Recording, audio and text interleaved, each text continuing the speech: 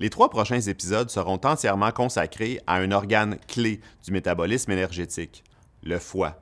La maladie hépatique stéatosique associée à un dysfonctionnement métabolique ou stéatose hépatique est une maladie qui progresse rapidement partout à travers le monde et les conséquences de cette maladie sur notre santé sont de plus en plus connues. Pour débuter cette série d'épisodes, nous avons invité la Dr Anne-Marie Carreau, professeure adjointe au département de médecine de l'Université Laval, médecin spécialiste en endocrinologie et métabolisme et clinicienne chercheuse au Centre de recherche du CHU de Québec. En plus de sa formation en médecine, la Dr Carreau a complété une maîtrise en physiologie au sein du programme clinicien-chercheur de l'Université de Sherbrooke. Elle a par la suite effectué une formation complémentaire au département d'endocrinologie pédiatrique de l'Université du Colorado, où elle y a étudié le lien entre le syndrome des ovaires polykystiques et la stéatose hépatique chez les adolescentes.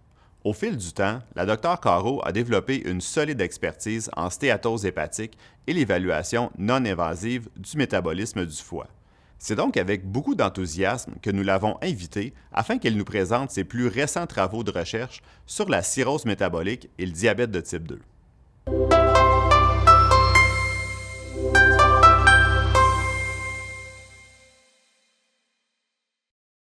Ça me fait très plaisir d'être là et de vous présenter là, sur ce sujet qui me tient particulièrement à cœur, donc la cirrhose et le diabète de type 2. Donc, je voulais ressouligner le fait là, que cette semaine, c'est la Journée mondiale du diabète. À chaque année, il y a une thématique en lien là, avec le diabète là, qui est soulignée. Cette année, c'est le diabète et le bien-être. Donc, si jamais vous êtes intéressé à aller voir les outils pour mettre sur les médias sociaux pour vraiment augmenter finalement la conscientisation à la maladie et de déposer ça là, le 14 novembre, là, je vous invite à le faire. Donc, il y a le petit code QR, puis sinon, sur le site worlddiabetesday.org, on peut trouver le tout. Puis, je rappelle en fait que le diabète, ça touche beaucoup de gens autour de nous, beaucoup de gens au Canada.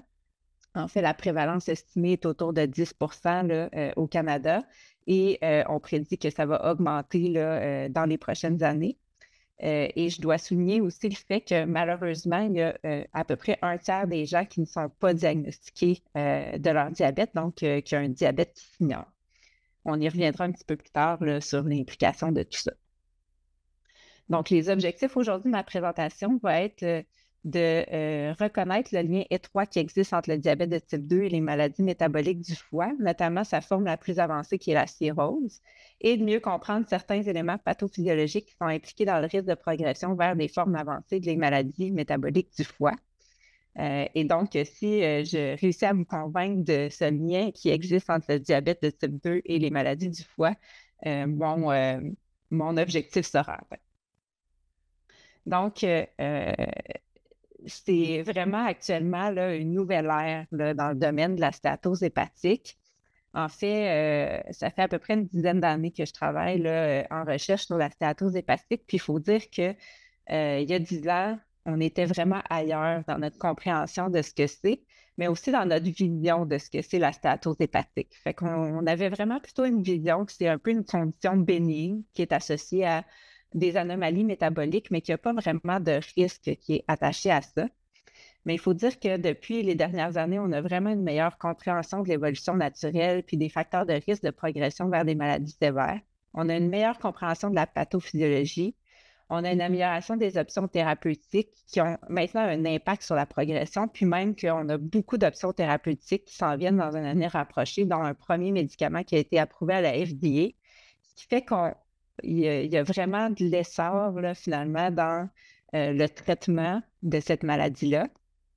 Et ce qui fait qu'il y a un impact clinique important dû au fait que maintenant, on se fait un devoir de devoir identifier finalement les individus qui sont à haut risque de progression ou qui sont déjà à des stades de maladie avancée pour pouvoir les prendre en charge de manière précoce puis de manière multidisciplinaire, puis d'augmenter finalement la conscientisation à la maladie. Donc, ce n'est pas juste une condition bénigne, mais pour certaines personnes, elle peut avoir des conséquences importantes, puis c'est ces gens qu'il faut identifier.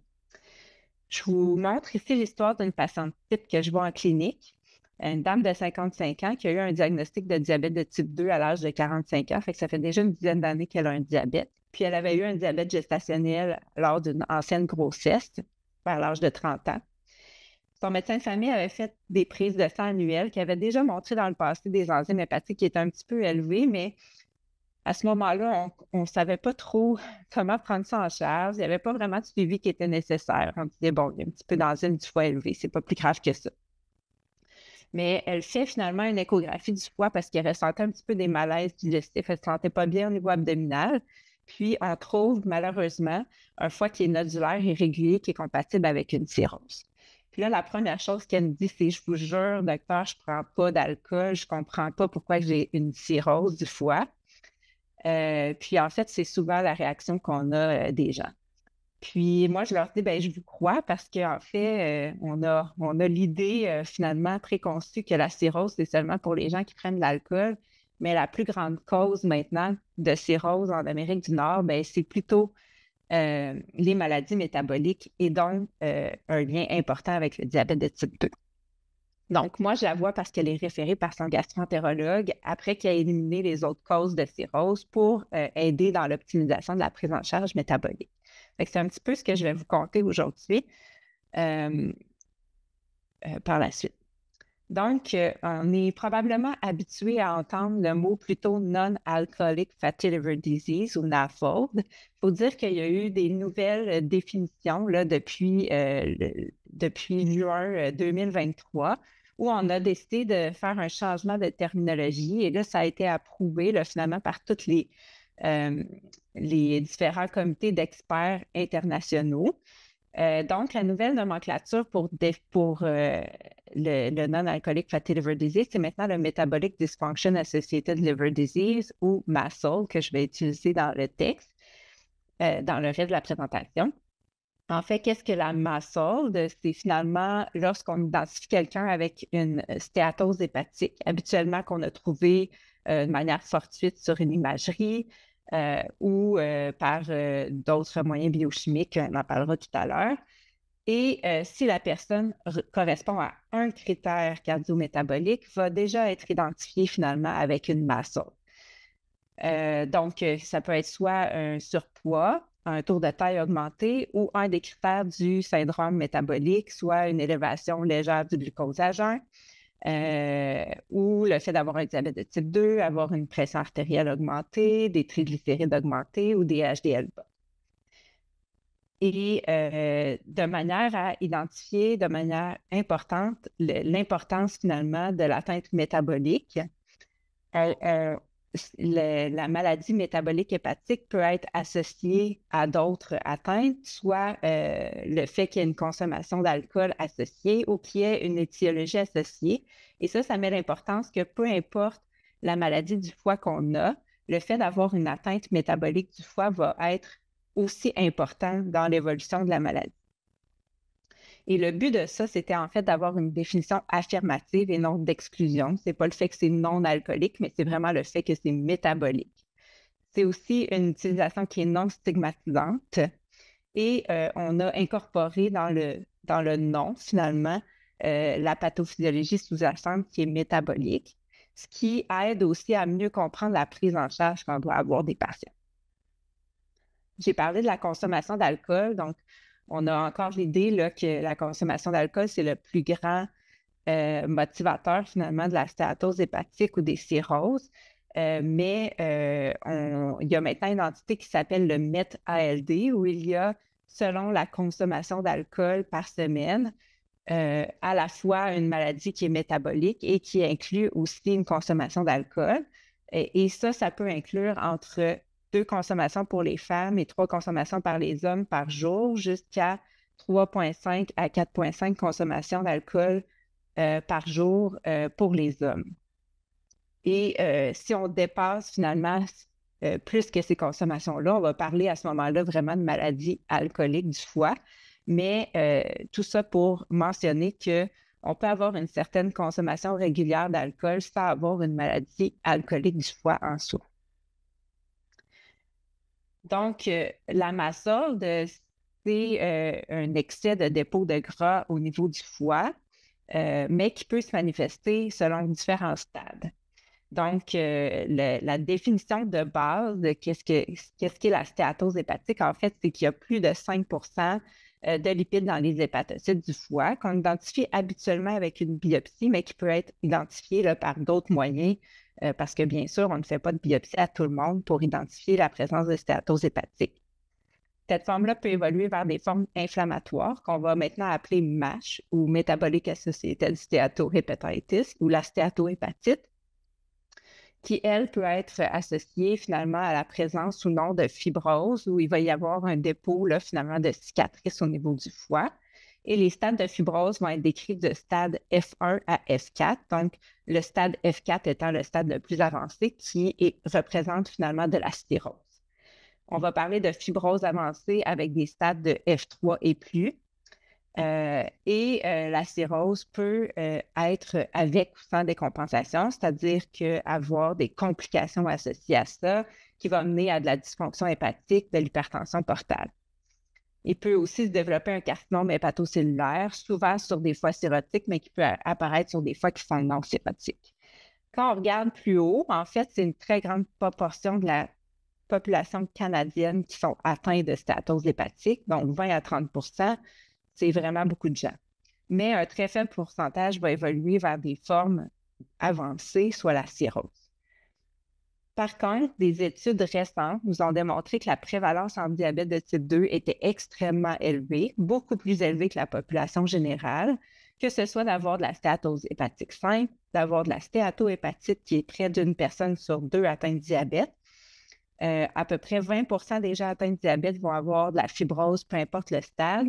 Et selon les études, c'est 9 à 19 % des gens qui ont été sélectionnés et chez qui on a fait des dépistages systématiques finalement de fibrose avancée où on trouvait de la fibrose avancée de manière complètement asymptomatique. Donc, on voit que c'est vraiment une proportion importante des gens avec diabète et qui est définitivement plus importante que la population générale. Malheureusement, c'est toutes des études américaines. Donc, on n'a pas vraiment ces chiffres-là là, pour la population canadienne. Comment on fait cliniquement pour identifier les différents stades? En fait, le stade de stéatose simple, ça va souvent être dépisté sur un examen d'imagerie de manière fortuite, donc où on va trouver qu'il y a un excès de gras au niveau du foie, que ce soit par une résonance magnétique, un CT scan, une échographie du foie, ou par le fait qu'on va avoir vu, par exemple, des enzymes du foie qui sont élevées dans les prises de sang. Mais pour identifier la présence de fibrose, il faut soit avoir une biopsie hépatique, ce qu'on réalise de moins en moins, ou avoir des tests qui sont non invasifs à l'aide d'un appareil d'élastographie qu'on appelle un fibroscan, par exemple, qui va permettre de détecter s'il y a de la fibrose et à quel stade. On a aussi certains biomarqueurs, donc dans les prises de sang, qui peuvent nous mettre la puce à l'oreille là, si jamais il pourrait y avoir de la fibrose qui est plus avancée. Donc, j'ai parlé un petit peu, je vais juste revenir sur la slide précédente, mais on a la notion, en fait, que tous les stades, jusqu'à la cirrhose, peuvent être réversibles avec certains traitements, entre autres des traitements métaboliques. Donc, il y a actuellement là, vraiment une course contre la montre à trouver des traitements pour pouvoir renverser ces stades-là puis revenir à un foie qui est sain ou à entraîner de la régression de la fibrose. Puis ici, je veux juste vous montrer, en fait, c'est une slide un peu d'espoir, c'est-à-dire qu'actuellement, ce sont tous les médicaments qui sont testés présentement en phase 2 ou en phase 3 pour le traitement de la stéatose hépatique, habituellement à des stades de fibrose qui sont plus significatifs, donc habituellement utilisés pour de la fibrose F2, F3 et même maintenant certains médicaments qui sont testés en cirrhose aussi pour essayer de renverser la maladie. Et donc, vraiment, dans un futur rapproché, on peut penser qu'on va avoir un arsenal thérapeutique important pour traiter les patients. Et de manière encore plus intéressante, c'est qu'il y a eu un premier médicament qui a été approuvé en mars 2024 pour le traitement de la MASH avec fibrose F2, F3, approuvé par la FDA, donc pas disponible actuellement au Canada, pas approuvé encore par Santé Canada. Mais qui est un médicament finalement qui agit là, sur les récepteurs thyroïdiens au niveau hépatique et qui entraîne une diminution et de la fibrose et de l'inflammation au niveau hépatique. Donc, on peut penser que vraiment, dans les prochaines années, on aura des traitements approuvés directement pour traiter la fibrose. Par contre, j'ai dit tout à l'heure que la stéatose hépatique, ça touche beaucoup de monde. Donc, qui est-ce qu'on va traiter? Quand est-ce qu'il faut s'inquiéter? En général, dans la population générale, le fait d'avoir une stéatose hépatique simple, donc de trouver qu'il y a un excès de gras au niveau du foie à l'échographie, par exemple, ça ne va pas être associé en soi à une augmentation de problèmes hépatiques majeurs. Donc, chez quelqu'un qui n'a pas de facteur de risque, qui a de la stéatose hépatique simple, qui n'a pas de signe, qui aurait de la fibrose avancée, il n'y a pas de nécessité d'investiguer plus profondément, de prendre en charge au niveau du foie de manière plus importante. C'est vrai. Par contre, chez les gens chez qui il y aurait une élévation des enzymes hépatiques, ça vaut la peine d'aller chercher un petit peu plus loin puisqu'il y a une augmentation légère associée à de la mortalité hépatique. Et là où c'est vraiment important d'identifier les gens, c'est les gens qui auraient de la fibrose, puisque le risque de carcinome hépatocellulaire ou de mortalité hépatique augmente de manière significative selon les stades de fibrose et ça devient très significatif à un stade qui est plus de F3. Donc, ici, c'est une méta-analyse qui avait démontré, en fait, la mortalité toute cause et la mortalité liée à des problèmes hépatiques chez les gens selon les stades de fibrose. Le stade de fibrose, l'absence de fibrose étant la référence. Donc, on voit que la mortalité hépatique est jusqu'à 42 fois plus élevée chez les gens qui ont de la cirrhose en fibrose F4, mais aussi élevée à partir de F3, là, puis donc, il y a une importance de reconnaître c'est qui ces individus-là qui vont être à risque de développer des stades avancés. J'ai dit que la stéatose hépatique, dans une population générale, s'il n'y avait pas de fibrose, ce n'était pas un problème pour le foie en soi, mais il faut retenir quand même que c'est une maladie un peu systémique qui augmente le risque de plusieurs maladies, entre autres les maladies cardiovasculaires avec un hazard ratio de 1,40. Et je veux porter l'attention surtout sur le risque de développer un diabète de type 2 qui est jusqu'à 3 fois plus élevé chez les gens qui ont une stéatose hépatique, mais aussi de développer les complications du diabète, comme une polyneuropathie diabétique qui va être plus élevée chez les gens qui ont une stéatose hépatique et l'insuffisance rénale chronique aussi qui va être plus élevée. Et ça, si on prend en considération tous les autres facteurs de risque, donc qu'on ait un contrôle adéquat du taux de glycémie, des lipides, l'obésité. Donc, tout ça est associé là, à un risque augmenté. C'est une autre histoire quand on parle de la stéatose hépatique chez les gens qui ont un diabète de type 2. Donc, chez les individus qui ont un diabète de type 2, j'ai parlé des études épidémiologiques qui montraient un risque élevé d'avoir une fibrose avancée, mais on a aussi démontré récemment quand même que c'était un facteur de risque majeur de progression vers une cirrhose ou un carcinome hépatocellulaire.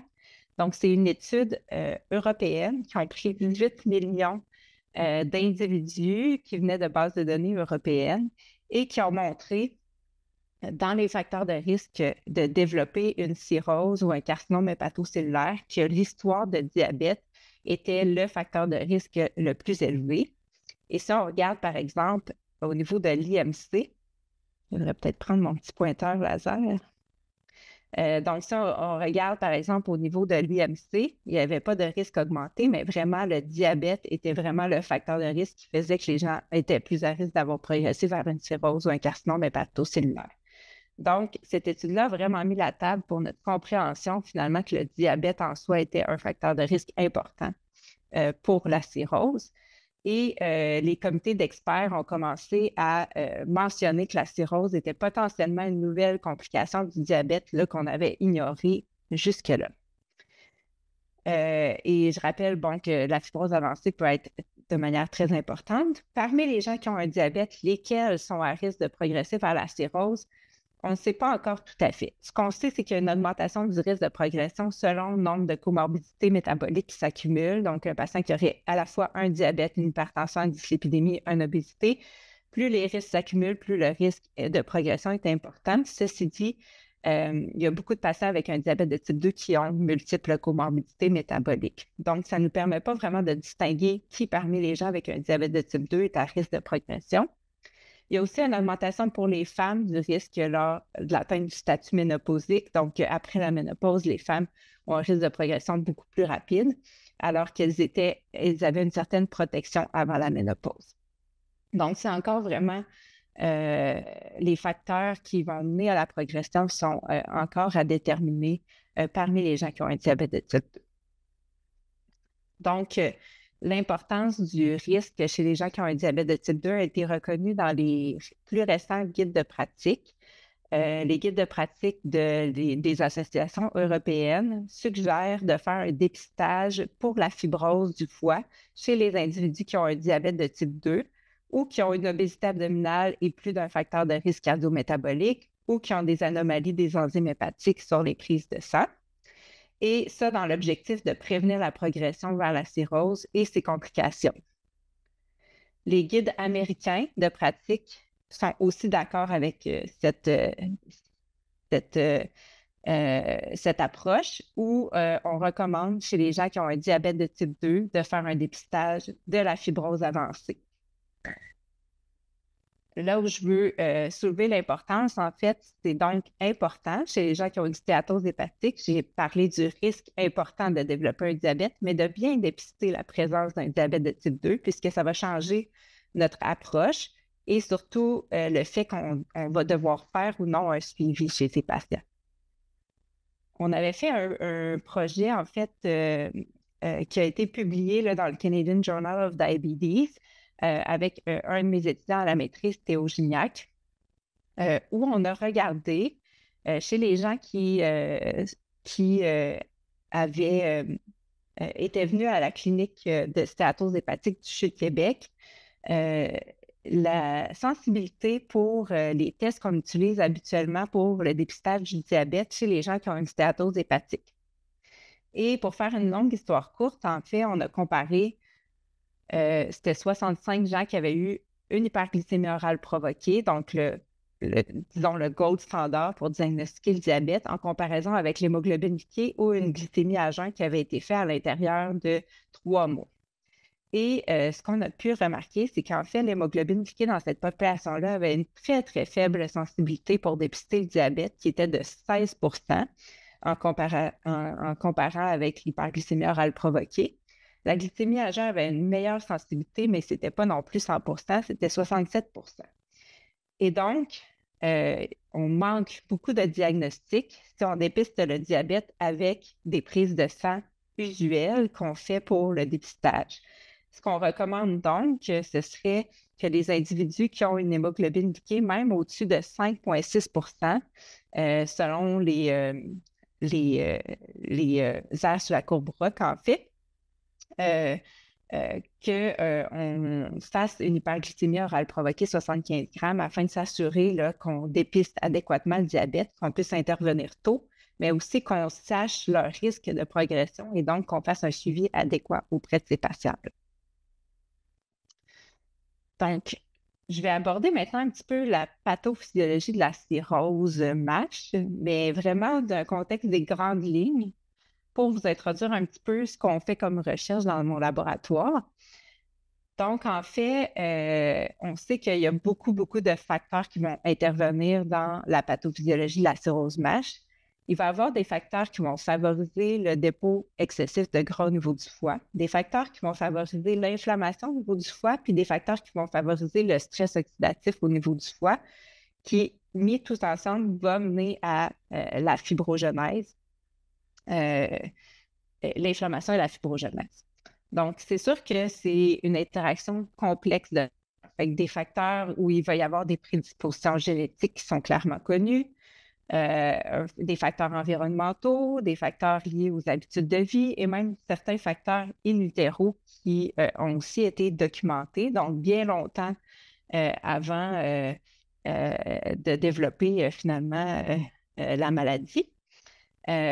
Ces facteurs-là, entre autres, vont être associés à de la résistance à l'insuline, de l'adiposité viscérale et de la lipotoxicité dans les organes métaboliques qui sont habituellement maigres.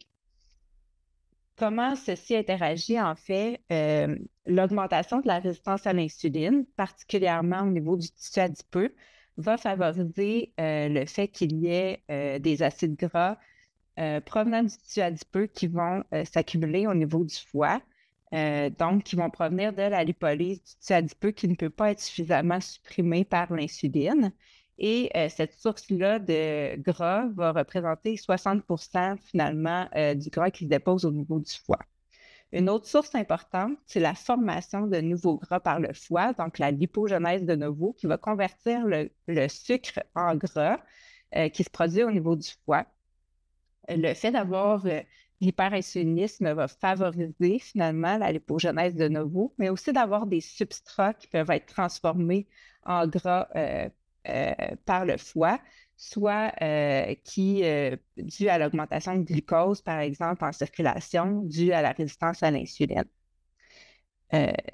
Ça représente environ 20% du gras qui se dépose au niveau du foie, mais lorsqu'on compare des gens qui ont de la stéatose hépatique de ceux qui n'en ont pas, la lipogenèse de novo semble être un facteur déterminant dû au fait de développer de la stéatose hépatique. Certains sucres, comme le fructose, par exemple, va favoriser de manière beaucoup plus importante la lipogenèse de novo. Et donc, l'apport alimentaire en fructose va être aussi un élément clé qui peut favoriser le dépôt de gras au niveau du foie. Les acides gras alimentaires, eux, vont considérer environ à 15% du gras aussi qui va se déposer au niveau du foie. Il faut dire que la présence d'adiposité viscérale, de résistance à l'insuline, va aussi entraîner des facteurs qui peuvent favoriser l'inflammation au niveau hépatique. Il y a aussi un autre concept important qui semble être impliqué dans la cirrhose MASH. C'est le concept de la fonction mitochondriale ou disons l'activité oxydative mitochondriale qui va mener à du stress oxydatif. C'est-à-dire que lorsqu'il y a une augmentation des substrats oxydés, en particulier par exemple au niveau du foie où il y aurait beaucoup d'acides gras à oxyder au niveau du foie, puisque le foie en contient beaucoup, il va y avoir une adaptation de la mitochondrie qui va favoriser une capacité oxydative augmentée. Et lors de cette augmentation de l'oxydation, ça va entraîner du stress oxydatif. Le stress oxydatif va être contrebalancé par une défense antioxydante. Puis, ce qu'on peut voir déjà en situation d'obésité ou dans la stéatose hépatique simple, on va être vraiment à des niveaux d'augmentation finalement de l'oxydation qui, par la suite, lorsque la fibrose apparaît, va diminuer.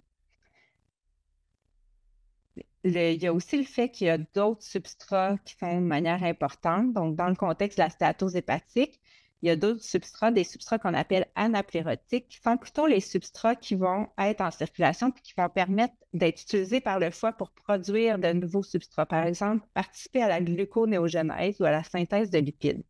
En situation de résistance à l'insuline, on a plus de ces substrats-là qui sont disponibles. Normalement, on veut avoir la quantité de substrat nécessaire pour répondre à la demande. Mais en situation d'excès de substrat, on n'a définitivement pas besoin de faire de la gluconéogenèse ou de la synthèse de lipides. Mais si on a un apport de substrat anaplérotique important au niveau du foie, le foie va quand même les utiliser pour produire la gluconéogenèse et la synthèse de lipides, qui va favoriser encore plus l'activité du cycle de Krebs au niveau hépatique et donc le stress oxydatif. Donc, ce sont des hypothèses, finalement, qui sont sorties de plusieurs études plutôt précliniques ou d'études ex vivo, là, où on mesurait la fonction mitochondriale au niveau du foie. On a peu de données sur ce qui se passe au niveau physiologique. Et donc, l'hypothèse, c'est un peu que lorsqu'on a un foie sain, la mitochondrie va répondre à la demande d'ATP puis va être bien balancée. Mais lorsqu'on a une stéatose hépatique ou de l'inflammation, la mitochondrie va être suractivée jusqu'à temps qu'elle s'épuise finalement, puis qu'on a une dysfonction et qu'on n'est plus capable d'oxyder les substrats, ce qui contribue encore plus finalement à l'accumulation des substrats au niveau hépatique. Tout ça, ça a été mesuré chez des gens qui n'avaient pas le diabète. Donc, qu'est-ce qu'il y en est du diabète alors qu'on est en situation où il pourrait y avoir encore plus de substrats qui soient oxydés? Et où on a d'ailleurs une gluconéogenèse hépatique qui est augmentée.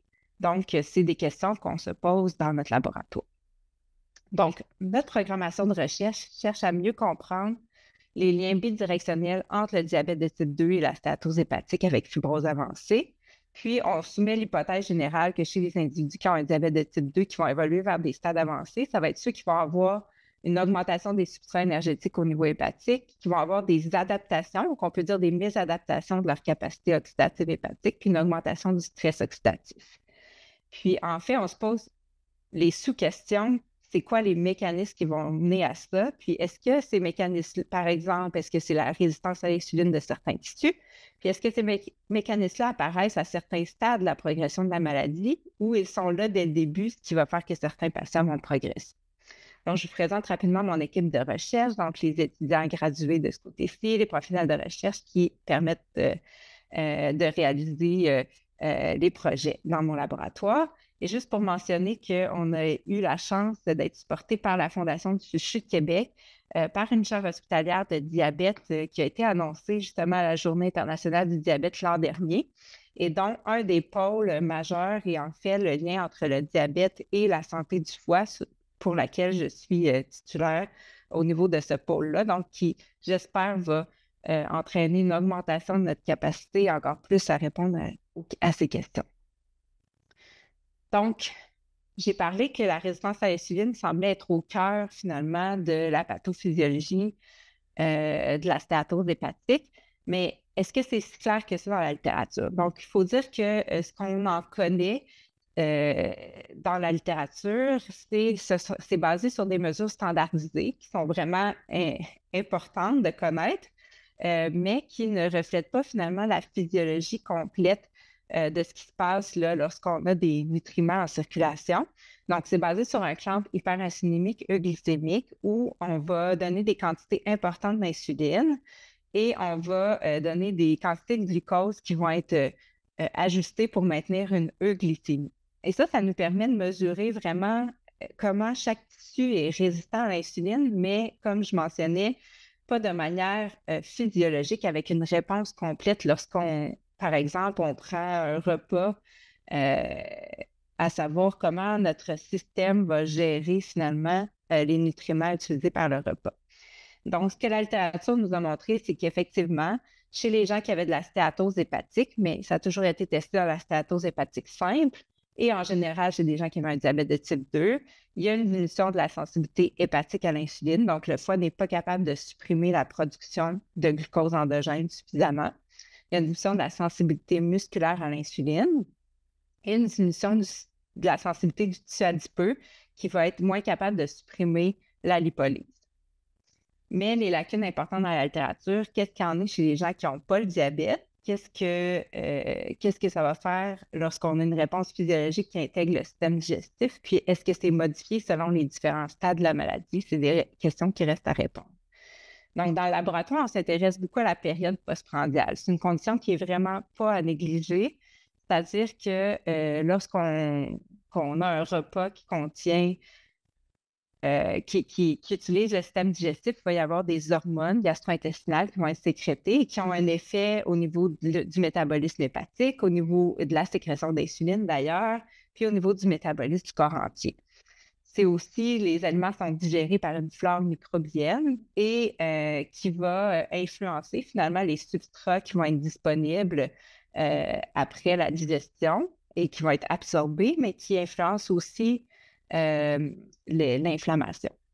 C'est aussi influencé par les acides biliaires, donc qui vont permettre la digestion des lipides, mais les acides biliaires vont aussi être sécrétés au niveau par le foie, au niveau de l'intestin, vont être modifiés par le microbiote et vont activer finalement et agir comme des hormones, fait qu'activer des hormones qui va influencer le métabolisme.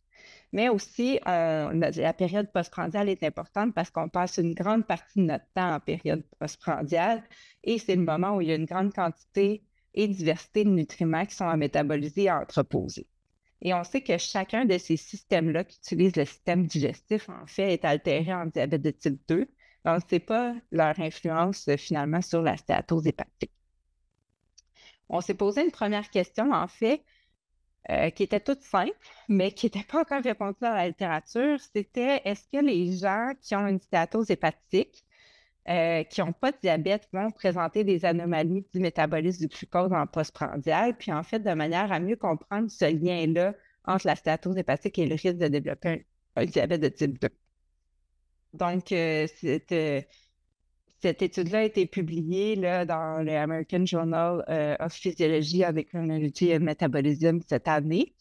C'était une étude par mon sélection en collaboration avec mes collègues André Marette, Marc-Claude Vol, où on a observé finalement 50 participants qui étaient connus avec des altérations métaboliques là, du syndrome métabolique et qui ont subi une résonance magnétique pour évaluer la quantité de gras au niveau du foie. Et on les a divisés entre ceux qui avaient de la stéatose hépatique, donc plus 5 de gras au niveau du foie, et ceux qui n'en avaient pas.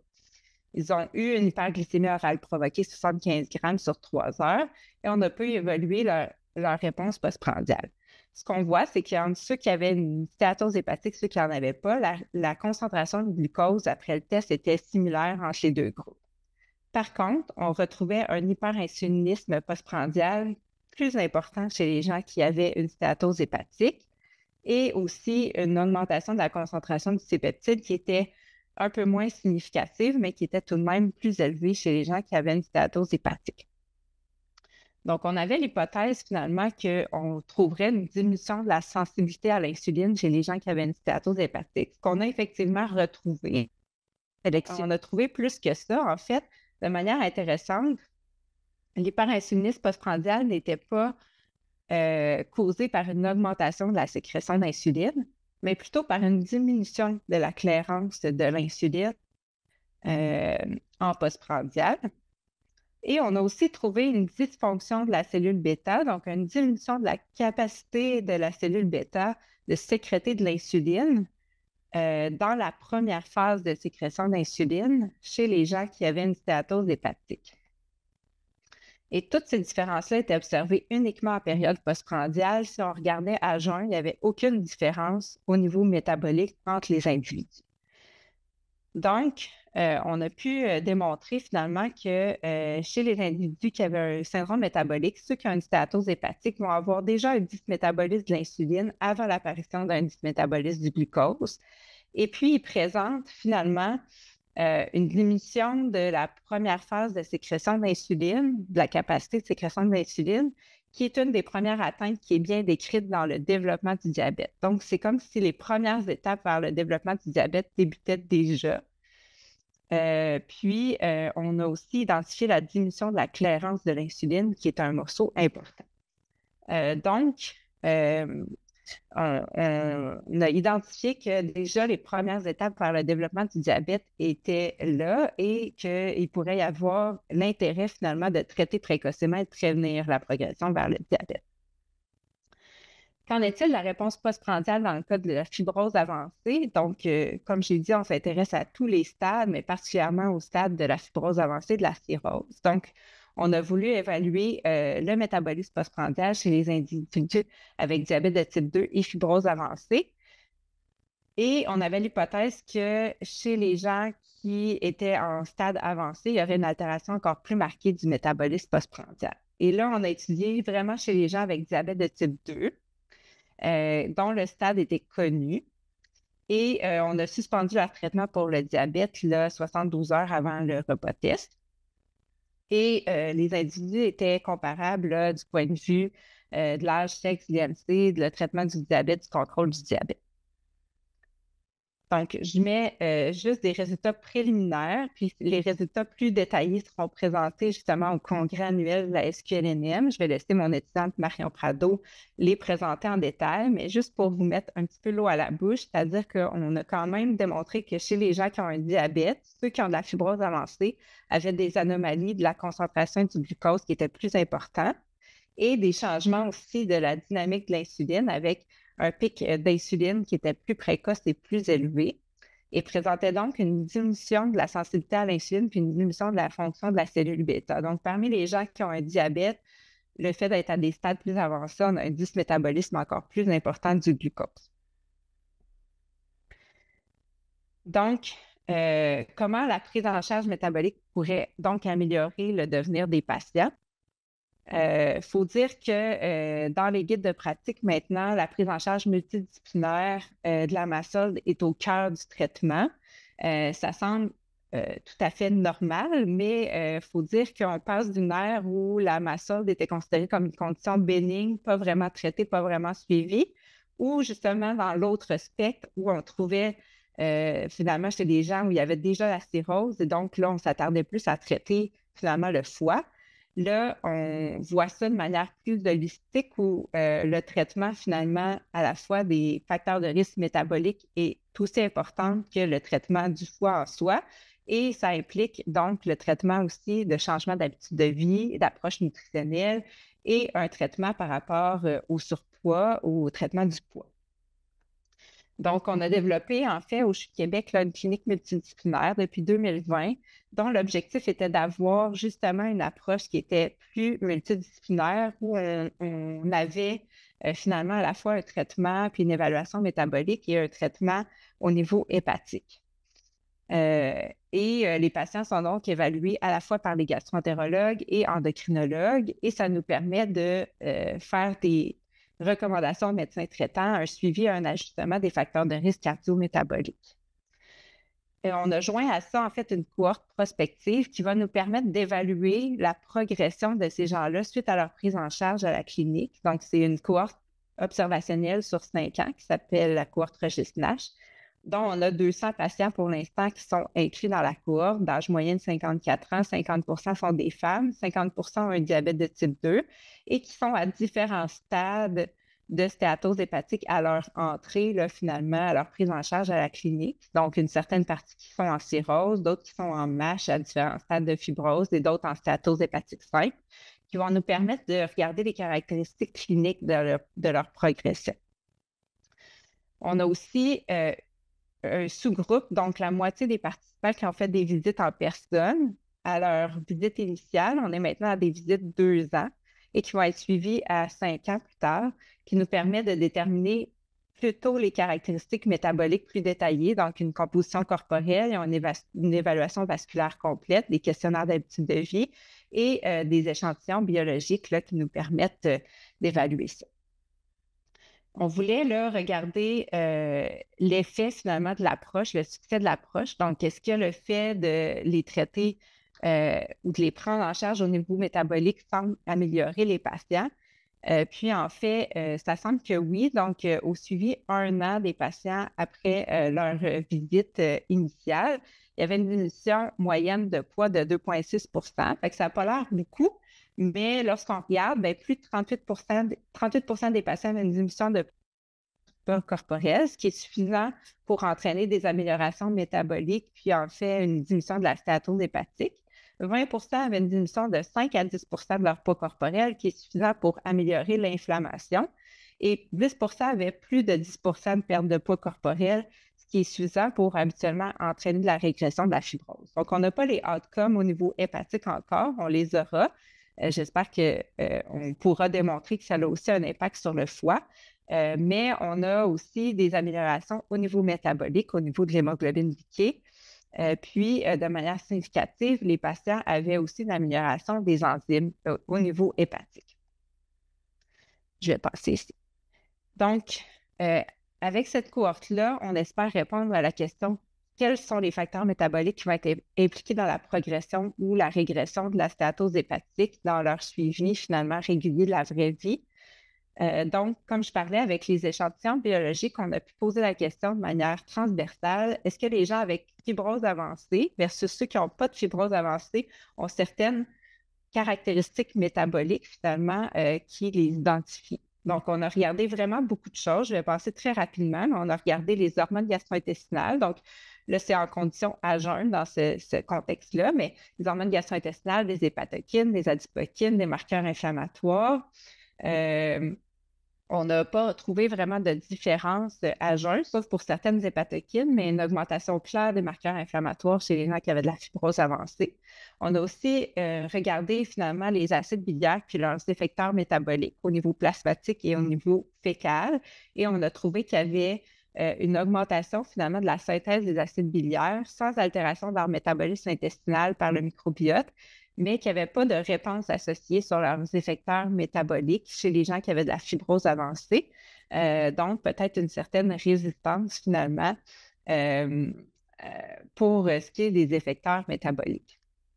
On a aussi regardé avec la métabolomique ciblée, les acides aminés, les acylcarnitines, les intermédiaires du cycle de Krebs, la lipidomique, on a regardé le marqueur de stress oxydatif, puis on a des résultats quand même intéressants préliminaires à ce niveau-là pour l'instant. Donc, la suite des choses, ça va être d'évaluer finalement prospectivement, est-ce qu'on est capable de voir des changements dans ces composants métaboliques sur la progression et la régression des stades de mast-cell. Donc, les gens qui s'améliorent, est-ce qu'ils améliorent certains composants métaboliques et ceux qui se détériorent, est-ce qu'ils se détériorent? Je voulais parler brièvement, donc pour peut-être 2 minutes qui restent, de notre étude qui est en cours actuellement, qui là vraiment va s'intéresser à l'évaluation postprandiale puis le métabolisme hépatique chez les individus atteints de diabète de type 2 à différents stades de mast-cell, qui est le projet Diabetes and Healthy Liver, qui est financé par les sélections. Et l'objectif, c'est vraiment de mieux comprendre les facteurs métaboliques clés qui vont être impliqués à chaque stade de la mast-cell chez les individus avec diabète de type 2 pour ultimement mieux comprendre la progression. Donc, on a inclus 286 participants qui ont un diabète de type 2 et qui sont référés par la première ligne ou auto-référés là, en communauté. Puis, ce qu'on va faire, c'est qu'on fait un dépistage de mast-cell et du stade de fibrose chez tous ces individus-là. Donc, ils vont pouvoir être classés selon le fait qu'ils n'ont pas de mast-cell, qu'ils ont une mast-cell sans fibrose, avec la fibrose ou avec la fibrose avancée. Ensuite, on les évalue avec une visite de recherche où ils arrêtent leur traitement pendant 72 heures pour le diabète. Puis, on fait des mesures à jeun pour regarder plein de composants métaboliques. On regarde aussi le microbiote intestinal, la fonction mitochondriale dans les cellules sanguines, etc. Il y a une hyperglycémie orale provoquée où on va pouvoir regarder les dynamiques, le métabolisme du glucose en postprandial, la clairance d'insuline, mais aussi les hormones gastro-intestinales. Et un sous-groupe va aussi réaliser un repas test mixte, donc qui inclut des glucides, des lipides et des acides aminés, qui va nous permettre de regarder vraiment plus en détail, finalement, le métabolisme des glucides, des lipides. Et j'ai parlé des substrats anaplérotiques où on peut aussi mesurer, finalement, l'activité anaplérotique hépatique du glycérol. Donc, vraiment une évaluation plus détaillée. Et ces gens-là vont être évalués 3 ans plus tard pour voir s'il y avait eu progression dans leur stade de mast-cell. Et donc, on va vraiment avoir une idée sur qu'est-ce qui se passe prospectivement, puis c'est quoi les facteurs qui influencent à la base, mais aussi qui changent dans le temps selon la progression. L'objectif final de ce projet-là, c'est qu'on est dans une ère où le dépistage est limité et les traitements vont être disponibles. Donc, on va vouloir identifier c'est qui les gens parmi nos patients avec diabète de type 2 qui vont bénéficier, qui sont à risque de progression, puis qui vont bénéficier d'un dépistage qui va être plus efficace. Comment on va pouvoir prévenir la progression chez ceux à risque, puis de manière à pouvoir mieux individualiser le traitement. Donc, ça va être quoi les cibles thérapeutiques selon leurs différents stades. Donc, qu'est-ce que je pense qui va être le futur pour nos patients atteints de diabète de type 2? C'est qu'on va avoir, je l'espère, un dépistage approprié de la fibrose avant qu'ils arrivent comme madame à des stades de cirrhose, qu'on va les prendre en charge au niveau métabolique, de manière précoce pour pouvoir éviter la progression vers des formes avancées. Puis que cette prise en charge-là va être multidisciplinaire, puis qui va se faire parmi l'ensemble du traitement de leur diabète. Parce qu'en fait, c'est une prise en charge optimale du diabète qu'on peut faire qui va les aider le plus aussi au niveau hépatique et qu'on va pouvoir offrir les traitements efficaces quand ils vont être à des puisqu'ils vont être prochainement disponibles sur le marché. Donc, je vais terminer là-dessus. Je vais remercier mon équipe de recherche, mes collaborateurs, les organismes subventionnaires, puis je vais être prête à prendre vos questions.